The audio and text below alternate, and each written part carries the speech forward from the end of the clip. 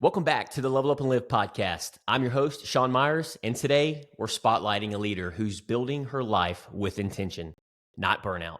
Sarah Kouba has spent 2 decades leading people, rebuilding communities, and fighting for what matters most, her faith, her girls, and her health. Today, we're pulling back the layers on her journey, the battles she's overcome, and who she's becoming as a 10.0 leader. Sarah, welcome to the show. Thanks, John. Wow. That was a nice intro. Absolutely.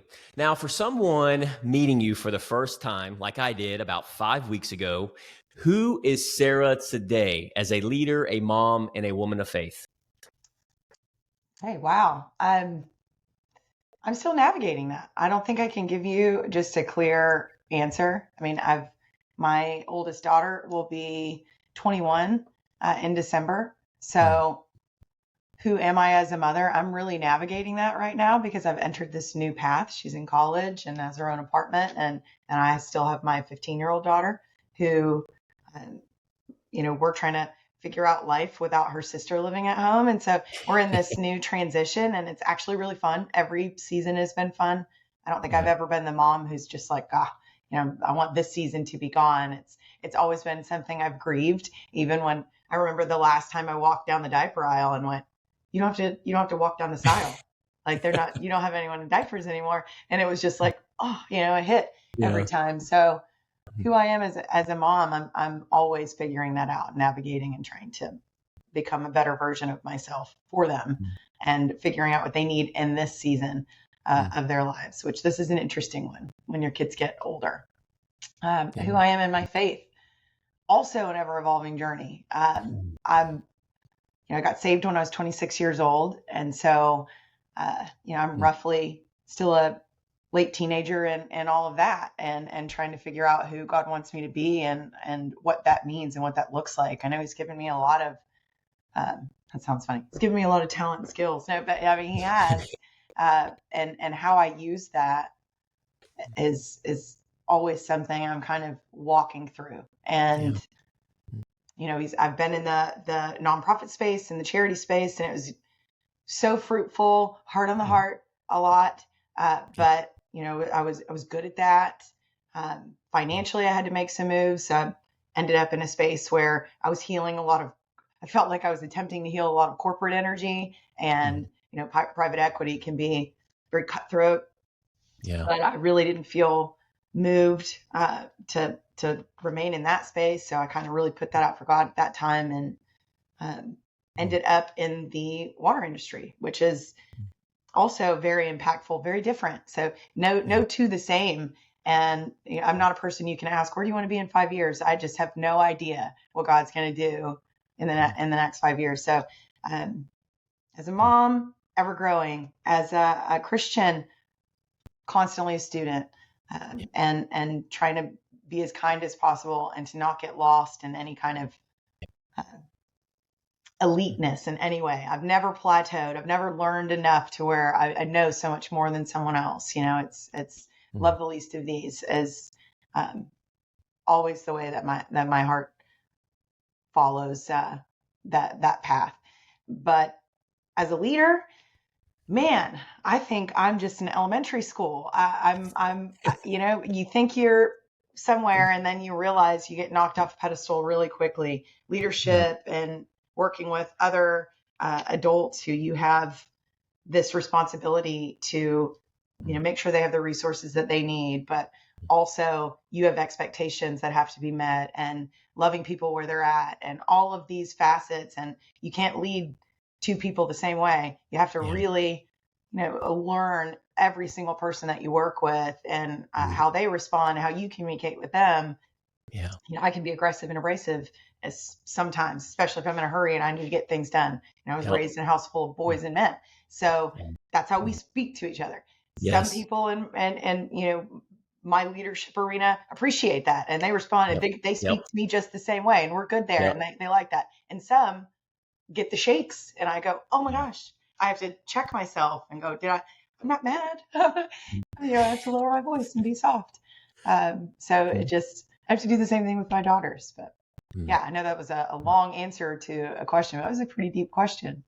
Yeah, it's beautiful. And what I'm hearing you say is that we all go through these different seasons of life. And I know a lot of our leaders and business owners that are listening to this as well.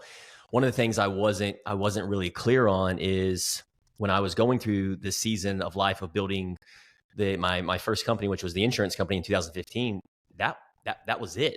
And I sacrificed and I neglected all these other areas of life, spirituality, health, and relationships. And that was my marriage. That was my friendships. That was my health. I was 30 pounds overweight. And then, but I did really good in business. So that was the season of life that I was in right now. And now fast forward, God had different plans for me, right? He's smiling and above. He's like, all right, I'm going to allow you to do this as long as you can. Then you're going to have to go through the pain cave. And I did. I had to go through the suffering.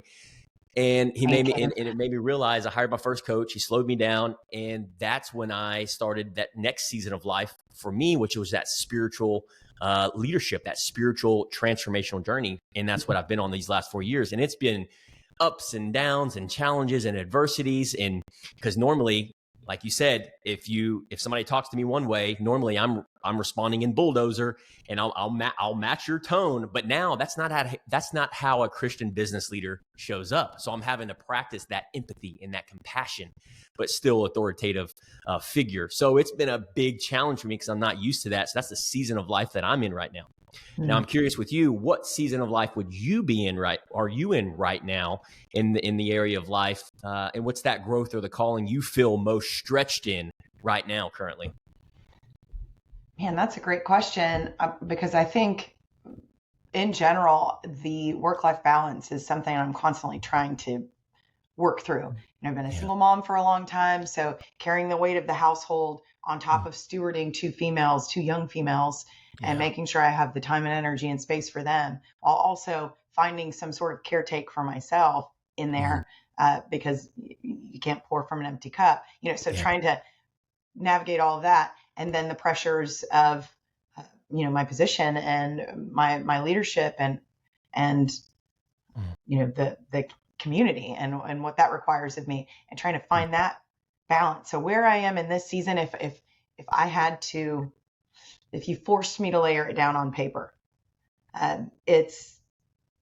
which it should always be, but my home life is definitely at the top of that list. I'm recognizing that the more I caretake who I am at home and protect that, the better I am in all other facets and arenas. So it's like the closer I am to God in my time at home and in my mornings, and in my discipline and my self-control and in all of the fruits, in my kindness, in my generosity, all of these things, the closer I get to God, and it happens for me in the home space, because that's where I have to set it all down and, take the walk outside with the dog, even though my head's still spinning and I've got some pressing things I need to do. And, finding these paths to create that space of rest, and,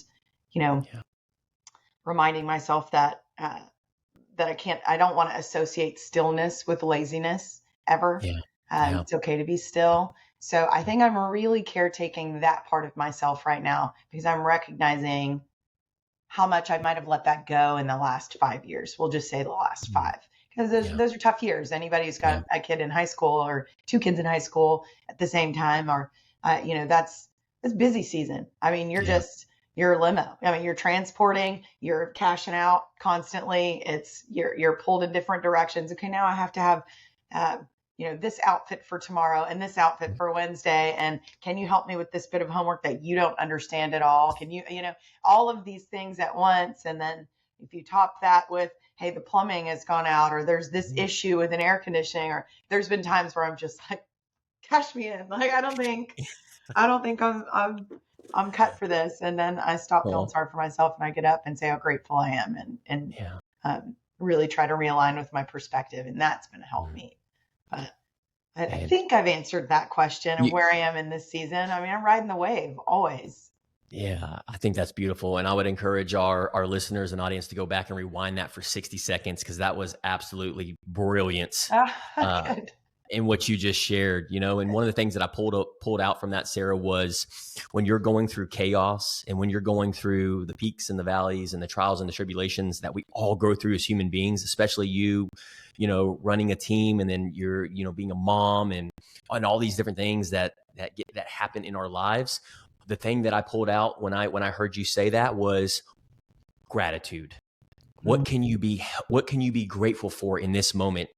And that has been one of the biggest concepts and fundamentals that I have learned being an entrepreneur and leader is when I go through friction. It's not if, but when we go through these frictions, because we're stretching ourselves as leaders. We're stretching ourselves. So we're consistently, just like you go to the gym and you run and you walk. If you're going to stretch yourself, if you're going to improve your mind, body, and soul, you're going to get stretched. You're going to have to go through the pain cave. And if you can be at peace and if you can give gratitude in those moments, that's how you end up getting to where you want to go versus the person that burns out and throws in the towel. And that's what I'm hearing you say. And I encourage and empower our listeners and audience that they can do the same thing in what they're going through. And what you shared, your story with your girls and leading a team, that is all relatable. And because one of the things that I've heard from a mentor recently that really kind of stuck to my heart was whatever you're going through right now, and the more you continue to stretch yourself, that next time that you get slapped with something that just knocks you on your rear end, in that moment, what are you grateful for? And that is, you're like, well, what am I grateful for, Sean? Seriously, I just got slapped with a lawsuit, or I just got slapped with, a disease from the hospital. The mentor told me in that moment, you put the meaning to it. What is the meaning to it in that moment? Well, I'm grateful for this. Because there's always going to be somebody worse off than you are in that moment. So there's always something to be grateful for and put that meaning to it. And that's one of the things that I go think ahead. that, especially with the work that I did, the core of my career with disaster resilience and repair, and we worked with 80% AMI and below. That means essentially some of the poorest in our communities, deep Fifth Ward Houston, Settegast Houston.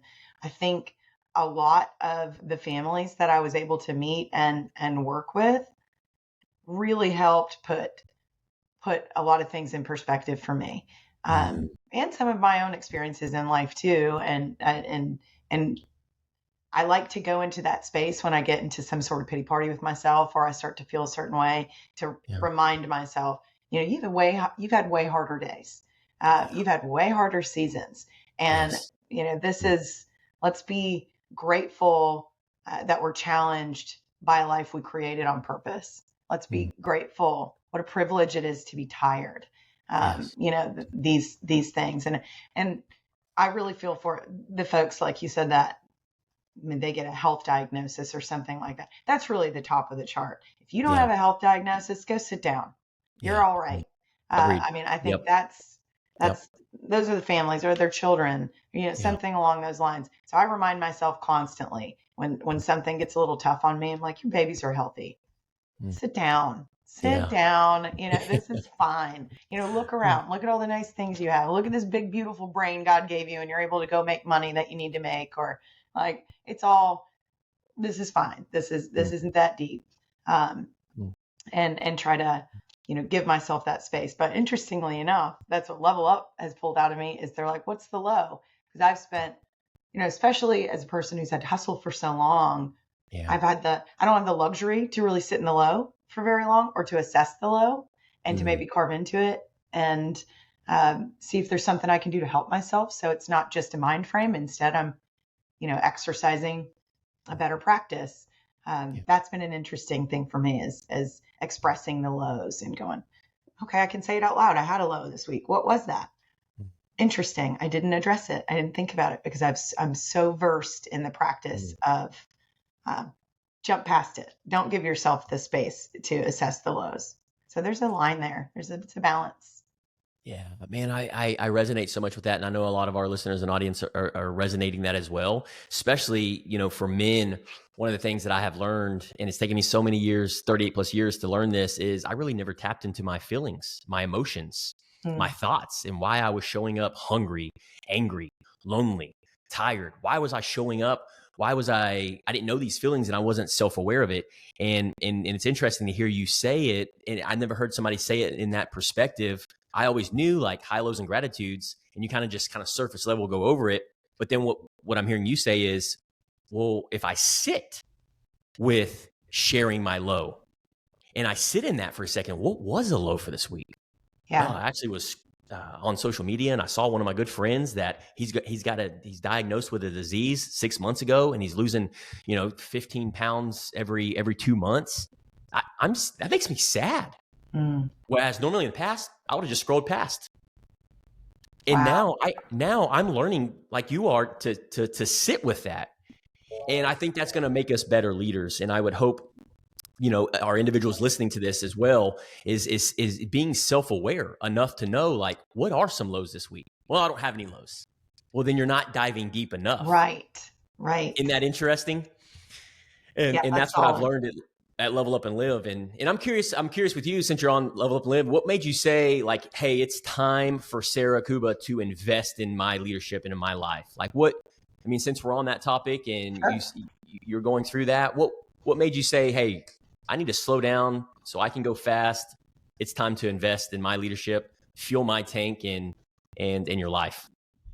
Well, I think I'm always in general reaching to learn more I've been a student for as long as I can remember, even whenever I was young, even before I met the Lord yet. I was always reading philosophy. I was just always searching and hunting, and I love the expanding of my mind. And so this was an interesting time for me. Forgive me, my allergies are out of control. I bet we're all dealing with that right now. Yes. But for me, I had really put out some prayers to the Lord on what I wanted to see for myself and who I surround myself with. And so this was early September. I've talked to the group about this, but I had put that out there. And the way it looked in my mind was very different than Level Up. It really was generally female in my mind. Like, I'm going to get more Christian friends, which I've got some great friends. I'm not knocking the amazing women in my life, but I wanted more, and I wanted them more local, and women that were hunting to be better wives, Christians, friendships, just more like-minded, more like me. And so I put in the work. I started going to more of I didn't join any Bible studies. I found myself at my church, the Bible studies are in the middle of the workday. So it's like, this has been something I've dealt with for really, I feel like the last decade. Is I never really could find a place where I felt like I fit, especially being a single woman that's older. That's a little strange spot at this age group. And, so I was trying to navigate that. And then didn't even realize I subconsciously had been witnessing through one of the other members' Facebook, and I didn't really look that deep into it. It was more just, I would see a photograph here and there and it looked like it was getting bigger. And something that I know that God has really rested in my heart is you watch the fruit, you follow the fruit. And so I thought, that's gaining traction and it's gaining fruit. I'm just curious about it. And when I first looked at Level Up and Live, I thought, well, this is clearly entrepreneurs only. That's who they're tailored to. And if you don't own your own business, and you're not going to be welcome there, even though I feel like what I'm seeing in some of this stuff, I relate to. And so I just reached out to that member. Is this something that I would fit into? Do you think that, I would be welcome in this arena? Immediately he was like, yeah, come, which, I mean, every one of the videos and every one of the social media posts is like, come, just try it out. So, the invite kind of came naturally without his, interference in that. But I wasn't sure originally. And I think, especially coming in and, there's some transitions. You've got people that are investing and then leaving or whatever. So it looked to me like there had been more females. So whenever I showed up, there wasn't as many women. And I thought, well, surely this isn't, I did my thing. God, I showed up. You told me to start stepping out into things that I feel uncomfortable. I'm here, on to the next. Except we sat at the table. We discussed our highs and lows and our gratitude, very simple framework. And I was shocked at just kind of like we just discussed, me having to assess it.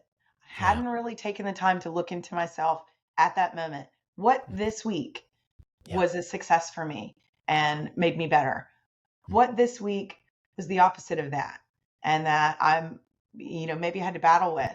And because I'm so isolated a lot as a leader and as a head of my household, and, even in my girl groups, my friendships, it's, um, a lot of times I'm pouring out. Yeah. It comes very naturally to Yeah. me to lead. And Yeah. so suddenly I'm sitting in a room where we all have that same emotion. And I felt, um, honestly, this is unique. I'm gonna jump a little bit because I think what this has done for me and what made me want to invest personally, and this may be very unique to me, is, to sit in a room full of men, mostly men, that are trying to be better Christians, trying to be better husbands, trying to be better fathers, trying to be better leaders, has been incredibly healing for me. And I did not expect that. It has been evidence for me that there is hope. And I did not, that I really left very full. I've left each of these sessions, these tables, these meet and greets, I've left a lot more full than when I walked in. And that's fruit. And that's our prayer at the beginning, our prayer at the end. I believe God has his hand on this group. I don't know what his intentions are or how he wants to move it, because he's using something very simple. Yeah. And then I'm watching myself get better. So, in just a few short weeks, I don't have to battle that. If something's working for me, I'll jump on it.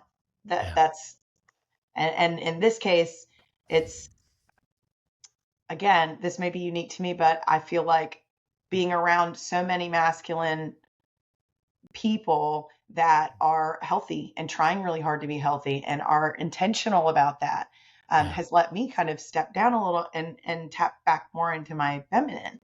And so, and that little things they're not even asking me to answer for. Like I'm putting out the low or the high or what my accountability is, and then I'm really holding myself to it. But just knowing that I'm going to sit back in that group the next week and they're going to go, "How did you do with that accountability?" It's charging me up because I'm a girl who gets her homework done. I rise to the occasion. I don't say I'm going to do something and then not do it. But I haven't always been the best about keeping promises to myself. And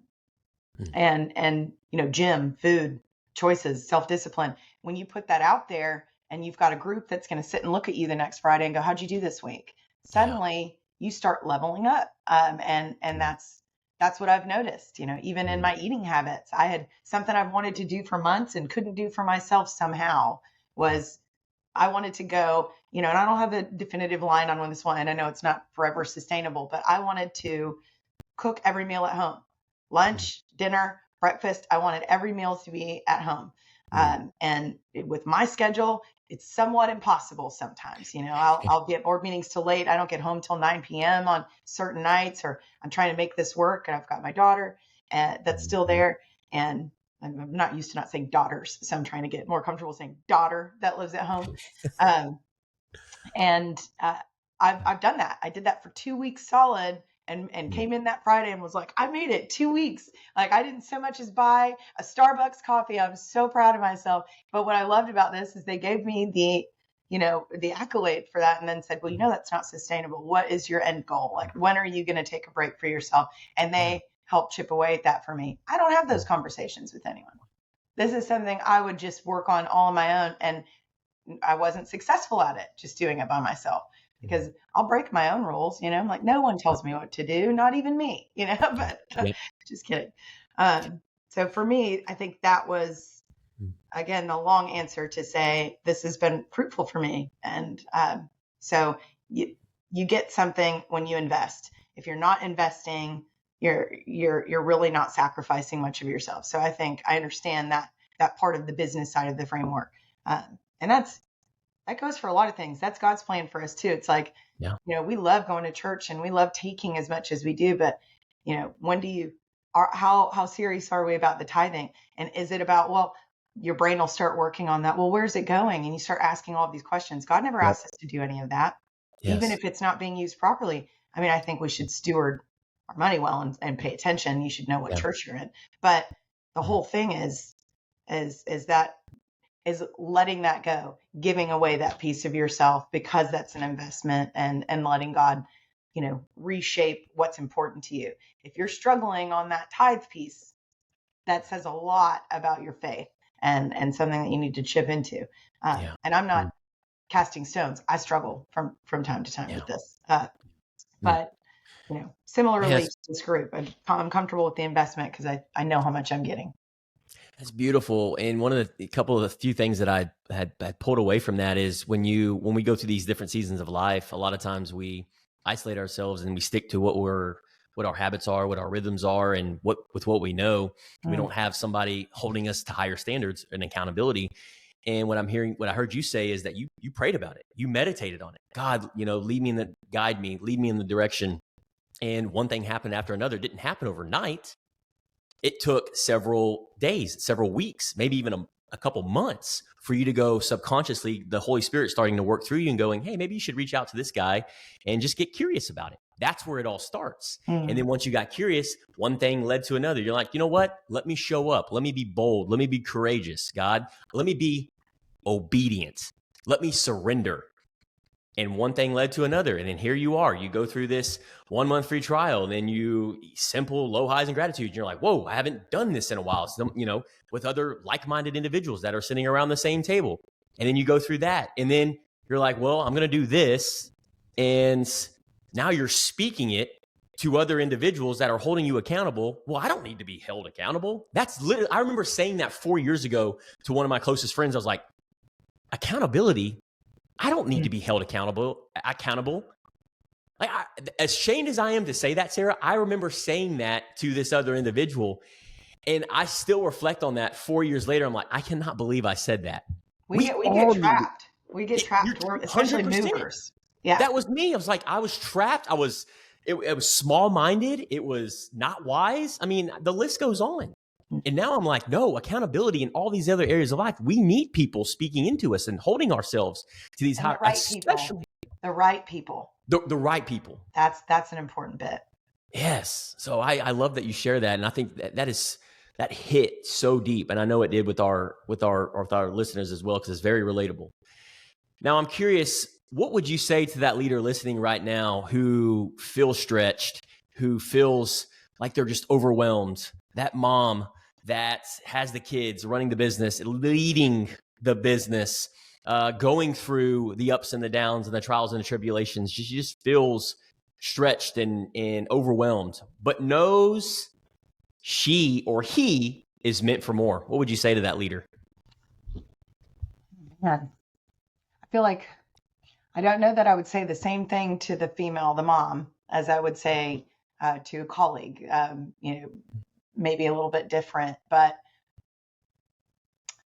I think you've got to, this is going to sound kind of cliche, but everything you do, you've got to do it as though you're doing it for the Lord, and to really keep that space, and to remember you don't have to achieve everything tomorrow. Not the more self-regulated that I've become, the more that I realize that communicating every emotion isn't an emergency. Sometimes you can sit with it. Sometimes you can wrestle with it. Don't practice absolutism. Like, this happened, I've got to make this decision, and we've got to make this change today. Take some time. Be still. Really wrestle with the why you're doing what you're doing, what that looks like, and what is the long goal here? What's the long game? What am I trying to achieve? A lot of leaders, we can be very strong. We can be stubborn. We have a lot of these qualities they're good and bad. It just depends how you utilize them. I was told once by a mentor years ago, and it really resonated with me, and I think about it often, was told, and I know many of us do, especially God's put us in leadership positions, but, I carry a bucket of water, and I carry a gasoline tank, and I have the ability to set someone on fire with my words and discourage them. I can absolutely annihilate and kill with that. But I also have the bucket of water where I can encourage, I can give life. I carry them both. So who do I want to give those to? Am I doing God's work, or what else? Anything else? I don't want any part of. And so You've got to bridle yourself a bit. Take that time, take the hit sometimes. Just because I can pour the gasoline doesn't mean I should. Yes. And so I would say, be still for the women, romanticize everything. I've been putting on that apron at night to make these 2 weeks work with the food at home. I mean, I've been lighting the candles, turn the music on. This is a labor of love. And I've come home where my battery's empty and I don't have space for this, but I want to show my daughters, I want to show my family what it looks like to, not let this all be labor. It's, the hard things at the office, the challenges at work. It's, hey, this is a labor of love. I'm grateful. I chose this life. Yeah. The kid that's emotional at home and, the mess that you didn't think you were going to have to clean up and all that. What a gift. Like just really reframe your mind in those spaces and then give yourself some time to be still also and check in with yourself. Beautiful. Absolutely beautiful. For a minute there, you were talking to me. I'm like listening. I'm getting chills on my skin. Good. Well said. And I agree with you 1000%. Sarah, I just want to commend you for your courage and for you continuing to show up, lean in, and really show out. You're the type of individual that's very rare out there. When we spoke before the podcast and when we spoke yesterday on the phone, the more and more I get to know you and the more that I get to build this relationship with you and get to learn about your character and just who Sarah is, the more and more it inspires me. It sharpens me and it makes me want to be a better person as well. So I appreciate you. And I just want to acknowledge you for your courage and your boldness and how you are showing up and leading from the front and by example. So thank you for being you and being on the podcast today. Sean, I feel the same. I truly do. I see what you've put together here and I know the why behind it is very genuine. Yes. And you're very intentional. I can tell you've got that challenger personality and I know you are holding some of that back and you're working really hard on that. And that's a beautiful thing to see too. It is. Yeah. This is a great group and this is your service work and your impact. And it spreads a lot of seeds. This is going to go a long way. The ripple in the water is a big deal. So congratulations to you. I know you're a busy man, a husband, you've got all these, your work life and you still make intentional time for all of us. And that's a very, very beautiful thing. Yeah. Well, I appreciate you sharing that. It's individuals like you, iron sharpens iron, helping permission, safe place, holding me accountable, sharing your perspective and the Holy Spirit really working through all of us, showing up with humility, kindness, and love, because I feel like we're just getting warmed up. And if we can continue to do that and run in unity together, man, you really become an unstoppable force and a great team in the things that we're trying to do. So thank you for speaking into me like that. One of my love languages is words of affirmation. So you really made my day this morning. Good to know. Now I know. Yeah. So outside of that, how can our Level Up and Live community, how can we support you? You've been nothing but valuable today for our community. Sarah, how can we support you? I appreciate it when the show up. I miss some of the guys when they're not there. And, I'm not, there are boundaries, I think, with adults and men and women. So I'm not texting to be like, hey, where are you? What's going on here? I'm not going to do that, but I think it and I feel it and I want to know how you're doing. So, I would say, if you're a part of this group and show up, let's see each other. Let's meet each other there. I know it's just, I say this sometimes on a Sunday whenever I'm battling and I don't want to go to church. I cannot do that this morning. I don't want to go and I'm not going to go. Yep. When I get up and I go, that's whenever I gain the most. Yes. And so I would just challenge those in this group to show up. And that's where we're going to find the fruit is in there together. And we know you don't feel good about it when you don't show up. So just don't do that to yourself. But, I think we keep striving to be better. We keep remembering that God's in front of this thing. We're not really leading our businesses. We're not really doing all of that. We're just we're a tool to make all of these things happen and not put so much pressure on ourselves and just keep showing up and being transparent. Awesome. And vulnerable. Love that. Well, there you go. If Sarah's story spoke to you today and really connected with our leaders and business owners, connect with her. She's definitely worth a leader worth following. And if you're ready to level up your own leadership, health, and life, join us to Level Up and Live. Like Sarah said, take that one step today, that one action step. Doesn't have to be 5, just one action step, and do the hard thing. Become self-aware, stare at the person in the mirror, and live with intention. We'll see you on the next episode. Thanks again, Sarah. Thanks so much, Sean.